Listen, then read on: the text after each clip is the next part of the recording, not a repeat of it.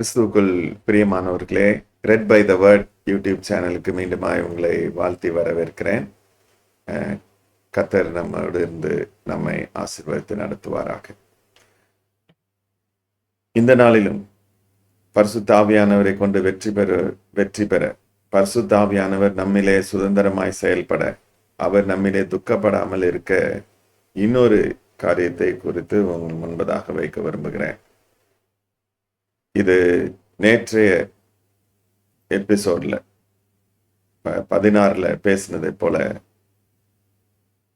கோபத்தை குறித்து பேசணும். கோபத்தினால் துக்கப்படும் ஆவியானவர். இன்றைக்கு அடுத்த வார்த்தை அந்த எபேசியர் 4:31 சகல விதமான கசப்பும் கோபமும் மூர்க்கமும் உங்களை விட்டு நீங்க கடவுது அப்படின்னு சொல்லப்பட்டு மூர்க்கம். இந்த மூர்க்கத்தை குறித்து நாம் இன்றைக்கு பார்க்க இருக்கிறோம்.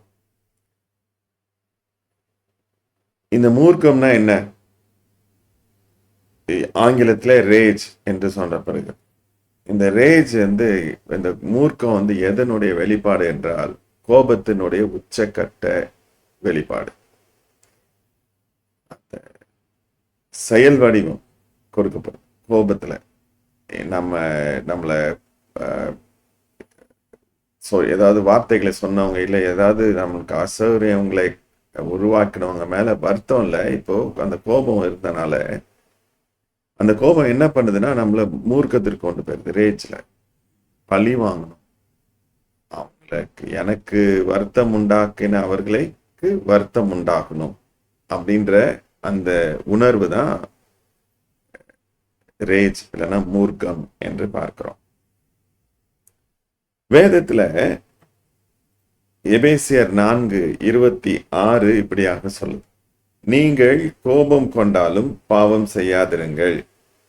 சூரியன் அஸ்தமிப்பதற்கு முன்பதாக உங்கள் எரிச்சல் தனிய கடவுது. உங்க கோபம் என்ன செஞ்சிடணும்? சூரியன் அவ்வளவு ஷார்ட் டேர்ம்ல. ஏன்னா தேவன் அப்படிப்பட்டவராக இருக்கிறார். அவர் நம் மீது கிருபையும் இரக்கம் உள்ளவராக இருக்கிறார். மன துருக்கமும் உள்ளவராக இருக்கிறார். அப்படிப்பட்ட தேவன், நீடிய சாந்தம் உள்ள தேவன், அந்த குணத்தை நம்மகிட்ட எதிர்பார்க்கிறார். அப்போ கோபத்திற்கே இடம் இல்லை. அப்போ கோபம் எப்படி வெளிப்பட முடியும்? நீங்க நேரத்துல கோபப்படுறது இப்ப நம்மளால அவங்க மேல ஆதிக்கம் செலுத்த முடியும்னா அந்த கோபத்தை வெளிப்படுத்தும். இல்ல அவங்க முன்னாடி நம்ம அந்த கோபத்தை வெளிப்படுத்த முடியுமா? இப்போ ஒரு பெரிய ஒரு கோபம் நமக்குள்ள வருது, நமக்கு வருத்தத்தை இழைக்கிறவங்க மேல கோபம் வருது. அவங்களால அவங்க நம்மளோட உயரத்துல கம்மியா இருக்காங்க, பாக்குறதுக்கு பலவீனமா இருக்காங்கன்னா ஒருவேளை கையை நீட்டி ஈஸியா அடிச்சிரும். ஆனா அந்த இடையூறு உண்டு பண்றவன் ஒரு பெரிய பலசாலியாக கோலியாத்து மாதிரி இருக்கிறான்னு வச்சுக்கோங்க. நம்மளால அவன்கிட்ட போய் நம்மள பலத்தை காட்ட முடியுமா? முடியாது. அப்ப இந்த கோபம் எங்கதான் இருக்கும்? உள்ளதான் இருக்கும். வெளிப்படுத்துறதோ வெளிப்படுத்தாததோ கோபம் இருக்கக்கூடாது. அதுதான் தேவனுடையது. ஆனா இந்த கோபம் குடிகொள்ளும். நேற்று நம்ம பிரசங்கி 7:9 நம்ம அந்த எபிசோட் 17 பார்த்த மாதிரி அது உள்ள தங்கிருச்சுன்னா அது பெருசா விஸ்வரூபம் வளர்ந்துரும்.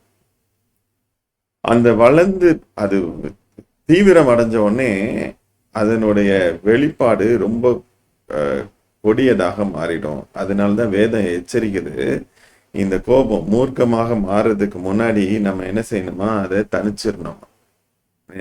அந்த எபிசோட் 17 சொன்ன மாதிரி நம்ம ஆண்டவருடைய வார்த்தை சொல்லுகிற பிரமா கேட்கணும், உன்னிப்பாக கவனிச்சு கேட்கணும், நம்ம விளக்கத்தை சொல்லணும், அது உரையாடும் போது புரிந்து கொள்ளுதல் வரும், அந்த அண்டர்ஸ்டாண்டிங் வரும். when we dialogue. ஸோ அப்போ அந்த இடத்துல கோபம் இருக்கிறதுக்கு வாய்ப்பு இல்லை. ஸோ அப்போ இந்த கோபம் தனியணும். அப்படி நம்ம செய்யாம இருந்தோம்னா நீதிமொழிகள் 29:11 இவ்வாறாக சொல்கிறது, மூடன் தன் உள்ளத்தை எல்லாம் வெளிப்படுத்துகிறான், ஞானியோ அவனுக்கு அதை பின்னுக்கு அடக்கி வைக்கிறான். ஆங்கிலத்துல இந்த first portion of the verse எப்படி வருதுன்னா, fool gives vent to his spirit அப்படின்னு வருது. தன் அப்படியே உள்ளத்துல இருக்கிறதெல்லாம் அப்படியே வெளியில கொண்டு வந்தாச்சுன்னா அது கட்டுப்பாடு கிடையாது. ஆனா அதை அடக்கிறவனும் கண்ட்ரோல்ஸ் அந்த பின்னுக்கு வைக்கிறவன் அப்படின்னு அவனால அடக்கி வைக்க முடியுது. அந்த கோபத்தை அடக்கிறவனும் அவன் ஞானியாக இருக்கிறான் அப்படின்னு நீங்க சொல்லுது. ஸோ உள்ளத்துல உள்ளதெல்லாம் நமக்கு அநேக நேரத்துல வந்துடும். அது சூழ்நிலையை, அதான் சொன்ன மாதிரி பலசாலிக்கிட்ட போய் நம்ம பலத்தை காட்ட மாட்டோம் நிச்சயமா.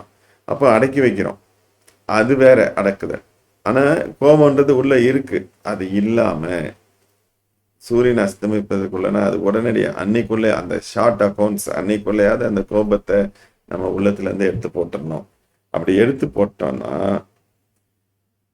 இந்த நீதிமொழிகள் 16:32 சொல்ற மாதிரி நம்ம உண்மையாகவே ஆசீர்வதிக்கப்பட்டவங்களா இருப்போம். பலவானை பார்க்கிலும் நீடிய சாந்தமுள்ளவன் உத்தமன், பட்டணத்தை பிடிக்கிறதை பார்க்கிலும் தன் மனதை அடக்குகிறவன் உத்தமன்.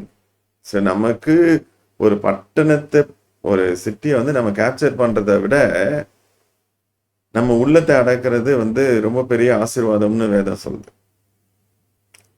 ஏன் அப்படின்னா நம்ம இந்த மூர்க்கத்தை, இந்த கோபத்தின் வெளிப்பாட்டை நம்ம காட்டாம இருந்தோம்னா நம்ம தேவனுடைய பரிசுத்த ஆவியானவரை நாம் துக்கப்படுத்தாது இருப்போம். அவர் துக்கம் அடையாமல் மகிழ்ந்து நம்மளே செயல்படுவார் என்று சொன்னால் நிச்சயமாகவே அவர் நம்மை நீதியின் பாதையில நடத்துவாரு. நம்முடைய நோக்கங்கள், அவருடைய நோக்கங்கள் எல்லாம் நம்மளுடைய வாழ்க்கையில நிறைவேற்றுவாரு. நம்மளை உயரத்துல கொண்டு போய் நிறுத்திடுவார். அந்த நோக்கங்களுக்கு இணங்கி போகும்போது நம்ம உயரத்துல போயிடுவோம். அங்க போகணுன்றது நம்மளுடைய நோக்கமாக கூட இருக்க வேண்டாம், அது உயரம் தான். அவர் நம்மளை உயர்த்தி வைப்பார். உயர்ந்த அடக்கிறதுல வைக்கிற தேவன் நம்மளை உயர்த்தி வைப்பார். ஆகவே இந்த நாளிலே நம்ம பலசாலிய, உண்மையாகவே பலசாலி அப்படின்னா நீடிய சாந்தம். அது பலவீனமா பார்க்கப்படுது. சாந்த குணம் நம்ம பலவீனங்களா பார்க்கப்படுது. மாறாக கோபம் உள்ளவனை கண்டா பயப்படுற உலகம். ஆனா ஆக்சுவலா பலவான் யார் என்று சொன்னால் நீடிய சாந்தம் உள்ளவன். வேதம் நமக்கு தெளிவா சொல்லுது. ஸோ நம்ம பலசாலிகளா மாறணும். மூர்க்கம் நமக்குள்ள வரக்கூடாது. நாம் பலவானாய், தேவனுடைய புத்திரனாய், பரிசுத்த ஆவியினால் ஆளுகை செய்யப்பட்டவர்களாய், தேவனுக்கு பிரியமாய் நடக்கும். கண்களை மூடி ஆண்டவரை நோக்கி பார்க்க. எங்களை நேசிக்கிற நல்ல ஆண்டவரே, இந்த நாளுக்காக நாங்கள் உங்களுக்கு நன்றி செலுத்துகிறோம். தகப்பனே, இந்த வார்த்தைகள் எங்களோடு கூட தொடர்ந்து பேசட்டும்.